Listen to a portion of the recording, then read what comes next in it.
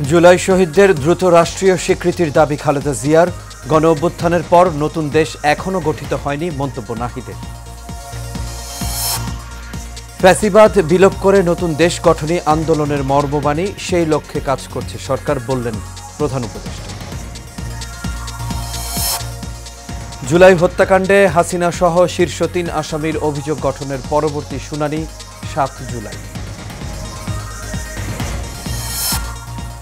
এবং ফেব্রুয়ারি এপ্রিলকে লক্ষ্য রেখে জাতীয় নির্বাচনের প্রস্তুতি নিচ্ছে কমিশন, জানালেন সিইসি।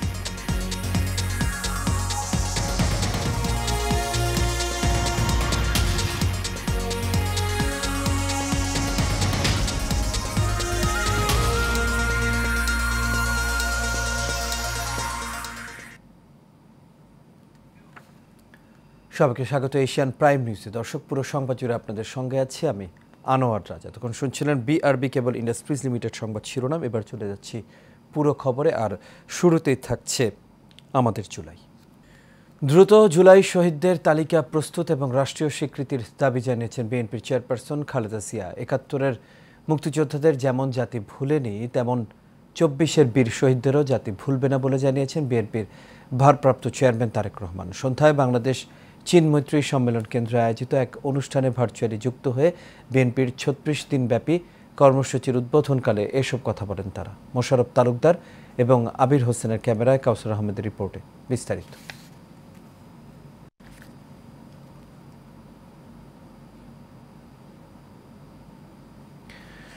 দর্শক, রিপোর্টটি প্রক্রিয়াধীন রয়েছে, পরবর্তীতে হাতে পাওয়া মাত্র আমরা আপনাদের তা জানিয়ে দিব। চলে যাচ্ছি পরবর্তী খবরে।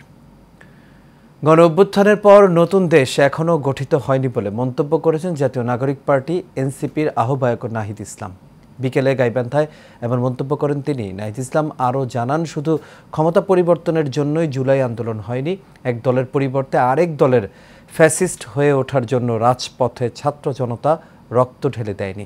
জুলাই আন্দোলন ছাত্র জনতার ভয় ভেঙে দিয়েছে, মানুষকে নির্ভয়ে কথা বলতে শিখিয়েছে।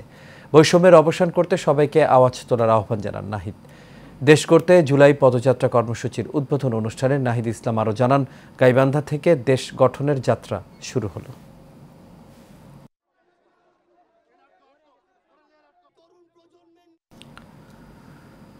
জুলাই আন্দোলনের মর্মবাণী ছিল ফ্যাসিবাদ বিলোপ করে নতুন বাংলাদেশ গঠন করা। সকালে ১ জুলাই অভ্যুত্থান স্মরণে মাসব্যাপী কর্মসূচির উদ্বোধন উপলক্ষে এসব কথা বলেন অন্তর্বর্তী সরকারের প্রধান উপদেষ্টা ডক্টর মোহাম্মদ ইউনূস। তিনি জানান, ইতিহাস সাক্ষ্য দেয় জনগণ জেগে উঠলে কোনো স্বৈরাচার শক্তি ক্ষমতায় টিকে থাকতে পারে না।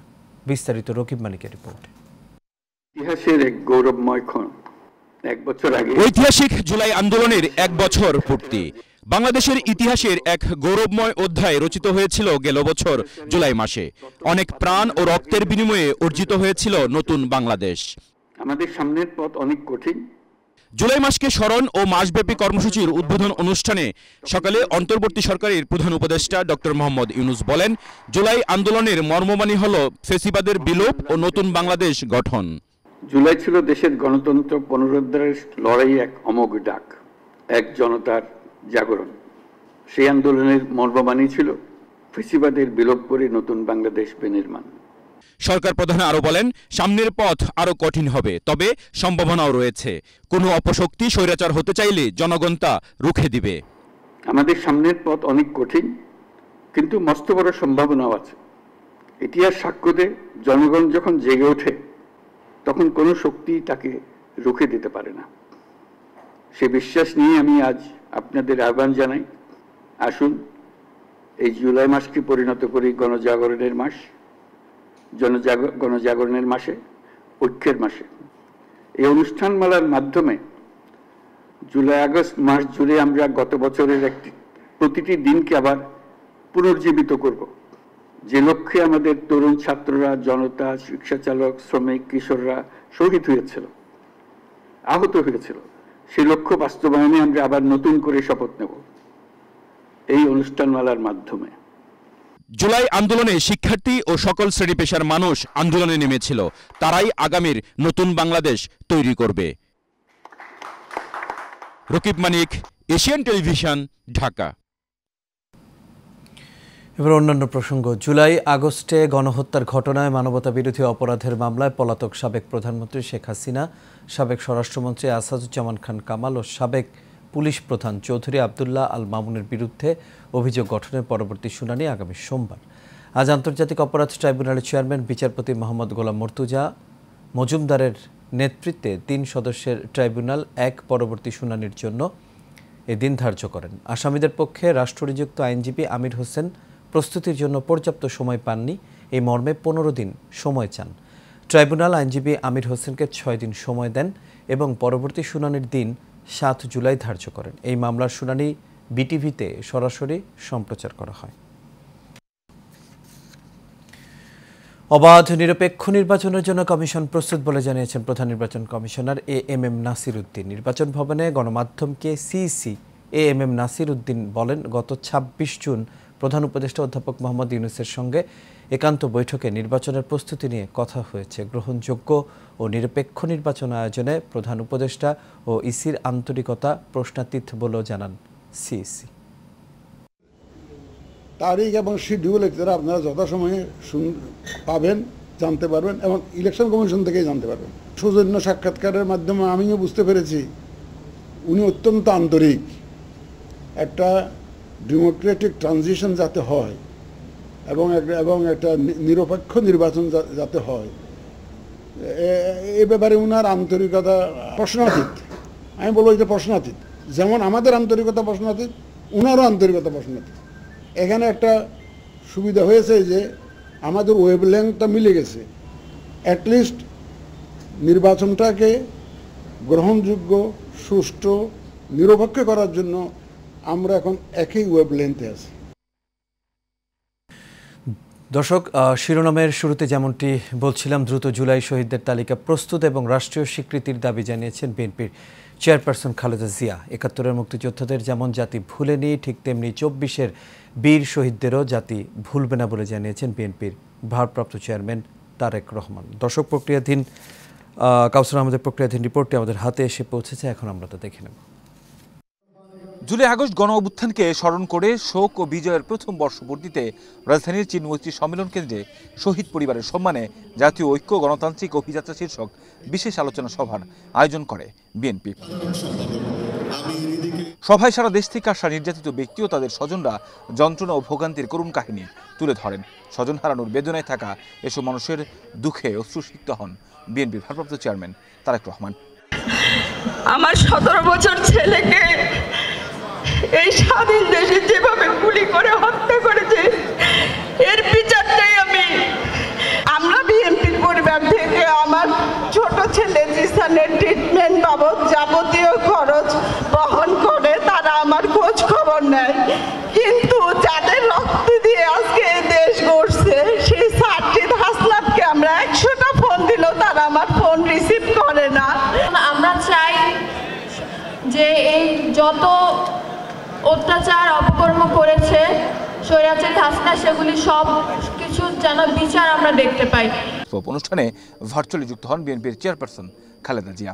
জানান, ছাত্র জনতার সম্মিলিত অভ্যুত্থানের মধ্য দিয়েই ফ্যাসিবাদের পতন ঘটেছে, সুযোগ সৃষ্টি হয়েছে নতুন করে বাংলাদেশ গড়বার। দ্রুত বিচারের ব্যবস্থা ও রাষ্ট্রীয় স্বীকৃতি নিশ্চিত করতে হবে।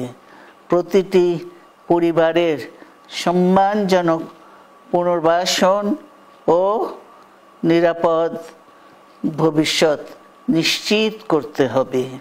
আমাদের সামনে যে সুযোগ সৃষ্টি হয়েছে, নতুন করে গণতান্ত্রিক ব্যবস্থাকে প্রাতিষ্ঠানিক রূপ দেওয়ার, তা আমাদের দ্রুত সম্পন্ন করতে হবে। এ সময় বিএনপির ভারপ্রাপ্ত চেয়ারম্যান তারেক রহমান বলেন, ক্ষমতা এলে জুলাই অভ্যুত্থানে শহীদদের নামে দেশের বিভিন্ন স্থাপনার নামকরণ করা হবে। বাংলাদেশের গণতান্ত্রিক বিধি ব্যবস্থাকে শক্ত ভিত্তির উপর প্রতিষ্ঠিত রাখতে হলে, বাংলাদেশকে তাবেদার মুক্ত রাখতে হলে এই মুহূর্তে জনগণের ঐক্য সবচাইতে বেশি প্রয়োজন। কিন্তু সংখ্যানুপাতিক নির্বাচনী ব্যবস্থা দেশে ঐক্যের পরিবর্তে বিভক্তিমূলক সমাজ এবং অস্থিতিশীল সরকার সৃষ্টির কারণ হয়ে উঠতে পারে কি না, এই বিষয়গুলো গুরুত্ব সহকারে আরও একবার ভেবে দেখার জন্য আমি সকল রাজনৈতিক নেতৃবৃন্দকে বিনীত আহ্বান এবং অনুরোধ করব। জনগণের কাছে জবাবদিহিমূলক সরকার প্রতিষ্ঠা এবং ইনসাফ ভিত্তিক সমাজ গঠন করে শহীদদের ঋণ পরিশোধের এখনই সময় বলেও জানান তারেক রহমান। চোখ হারানো যোদ্ধার অন্তর্দৃষ্টি দিয়ে বাংলাদেশকে দেখার চেষ্টা করি। চিকিৎসাধীন এবং আহতদের আর্তনাদের সঙ্গে একত্রিত হয়ে শহীদদের আকাঙ্ক্ষার আলোয় বাংলাদেশকে আমরা গড়ে তুলি। কাউসার আহমেদ, এশিয়ান টেলিভিশন, ঢাকা। কুমিল্লার মুরাদনগরে সম্প্রতি সংখ্যালঘু নারী ধর্ষণের কথিত যে ঘটনা ঘটেছে তার সুষ্ঠু তদন্ত এবং জড়িতদের আইনের আওতায় আনার দাবি জানিয়েছেন বিএনপির ভাইস চেয়ারম্যান ও সাবেক মন্ত্রী শাহ মোফাজ্জল হোসেন কায়কোবাদ। দুপুরে মুরাদনগর ওই নারীর পরিবারের সদস্যদের সাথে দেখা করার পর সমবেদনা জানিয়ে এসব কথা বলেন তিনি। এই ঘটনার সাথে বিএনপির কেউ জড়িত নয় বলেও জানান সাবেক এই এমপি। কুমিল্লার মুরাদনগর থেকে ঘুরে এসে শাহিন আলমের ক্যামেরায় রিপোর্ট করছেন মণ্ডল এনাম। সম্প্রতি কুমিল্লার মুরাদনগরে সংখ্যালঘু এক নারী ধর্ষণের শিকার হয়েছে বলে খবর ছড়িয়ে পড়ে। ওই নারীর পরিবারের সদস্যদের সাথে দেখা করে সমবেদনা জানান বিএনপির ভাইস চেয়ারম্যান কাজী শাহ মোফাজ্জল হোসেন কায়কোবাদ। এই সময় তার সাথে ছিলেন বিপুল সংখ্যক নেতাকর্মী। ধর্ষণ হইলেই বিএনপির চাপাই দেওয়া হয়, তদন্তকালে দেখা গেছে বিএনপির কেউ না, এটা এনসিপি আওয়ামী লীগ। বাংলাদেশে এনসিপি বলতে কোনো দল নাই, দলের একটা ঘোষণা হয়েছে বাট কোনো কর্মী নাই। এখন যত কর্মী আছে মুরাদনগরে সব আওয়ামী লীগের কর্মী। বিএনপির ভাইস চেয়ারম্যান মোফাজ্জল হোসেন কায়কোবাদ বলেন, এই ধর্ষণের দায় বিএনপির উপর চাপানোর অপচেষ্টা চালাচ্ছে মুরাদনগর থানার ওসি। মুরাদনগরে কিন্তু আমাদের দেশ স্বাধীন হওয়ার পরে আওয়ামী লীগের সন্ত্রাসীদের কেউ ছিল না। বর্তমান ওসি জয়েন করার পরে বিএনপিকে দোষারোপ করার জন্য একটা পরিকল্পনা করেছিল। কায়কোবাদ বলেন, একজন শিশু উপদেষ্টার সহযোগিতায় মুরাদনগরে আওয়ামী লীগের পুনর্বাসন হয়েছে, তাই আজ এরকম ন্যাক্কারজনক ঘটনা ঘটছে। আমাদের মাননীয় উপদেষ্টা, যিনি শিশু উপদেষ্টা, তার সহযোগিতায় তাদের পুনর্বাসন হয়েছে মুরাদনগরে। যেহেতু তাদের পুনর্বাসন হয়েছে, এই জন্য এই ঘটনাগুলি ঘটতেছে। মোফাজ্জল হোসেন কায়কোবাদ অভিযোগ করেন, আগামী জাতীয় নির্বাচন নিয়েও ষড়যন্ত্র করছে কিছু মহল। এই ষড়যন্ত্র রুখে দিতে নেতাকর্মীদের সজাগ থাকার আহ্বান জানান বিএনপির এই জ্যেষ্ঠ নেতা। তারা যে কোনো বড় ধরনের ঘটনা আরো ঘটাতে পারে। প্রশাসনকে সাথে নিয়ে আমরা জীবন থাকতে বিএনপির বদনাম হতে দেব না ইনশাআল্লাহ। এশিয়ান টেলিভিশন, কুমিল্লার মুরাদনগর। এবার বাণিজ্য সংবাদ। কক্সবাজারে আকিজ ফ্লাওয়ার মিলস লিমিটেডের বার্ষিক সেলস কনফারেন্স সম্পন্ন হয়েছে। আকিজ ইনসাফ গ্রুপের একটি স্বনামধন্য অঙ্গ প্রতিষ্ঠান। দেশের বিভিন্ন প্রান্ত থেকে আগত সানশাইন ব্র্যান্ডের আটা, ময়দা, সুজি, তেল, চাল, ডালসহ অন্যান্য ভোগ্যপণ্য বিক্রয় সংশ্লিষ্ট সকল প্রতিনিধি এই সম্মেলনে অংশ নেন। অনুষ্ঠানে উপস্থিত ছিলেন আকিজ ইনসাফ গ্রুপের managing director Sheikh Jamil Uddin, Akij flour mills লিমিটেডের এক্সিকিউটিভ ডিরেক্টর অনুপ কুমার সাহা, শেখ জামিল উদ্দিন সহ আরও অনেকেই। ঢাকা অস্ট্রেলিয়ান এডুকেশন এক্সপো 2025 অনুষ্ঠিত হয়েছে। অস্ট্রেলিয়ার বিশ্ববিদ্যালয়গুলোতে উচ্চ শিক্ষা নিতে আগ্রহীদের সঠিক দিক নির্দেশনার জন্য এই অনুষ্ঠানের আয়োজন করে অস্ট্রেলিয়া ভিত্তিক শিক্ষা পরামর্শক প্রতিষ্ঠান লুমোস গ্লোবাল। প্রতিষ্ঠানের বনানী শাখায় আয়োজিত এডুকেশন এক্সপোতে রেজিস্ট্রেশন করেন হাজারখানেক শিক্ষার্থী। অংশ নেয় 20টিরও বেশি অস্ট্রেলিয়ান বিশ্ববিদ্যালয়ের প্রতিনিধি। এই সুযোগে উচ্চ শিক্ষা নিতে আগ্রহী শিক্ষার্থীরা সরাসরি কথা বলেন বিশ্ববিদ্যালয়ের প্রতিনিধিদের সাথে।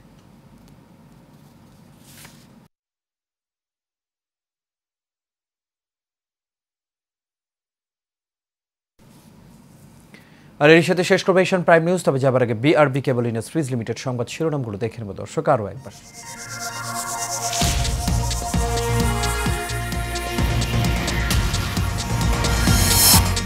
জুলাই শহীদদের দ্রুত রাষ্ট্রীয় স্বীকৃতির দাবি খালেদা জিয়ার। গণ অভ্যুত্থানের পর নতুন দেশ এখনো গঠিত হয়নি, মন্তব্য নাহিদের। ফ্যাসিবাদ বিলোপ করে নতুন দেশ গঠনই আন্দোলনের মর্মবাণী, সেই লক্ষ্যে কাজ করছে সরকার, বললেন প্রধান উপদেষ্টা। জুলাই হত্যাকাণ্ডে হাসিনা সহ শীর্ষ 3 আসামির অভিযোগ গঠনের পরবর্তী শুনানি 7 জুলাই। এবং ফেব্রুয়ারি এপ্রিলকে লক্ষ্য রেখে জাতীয় নির্বাচনের প্রস্তুতি নিচ্ছে কমিশন, জানালেন সিইসি।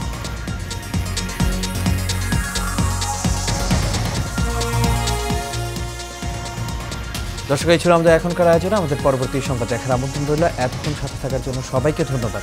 শুভরাত্রি।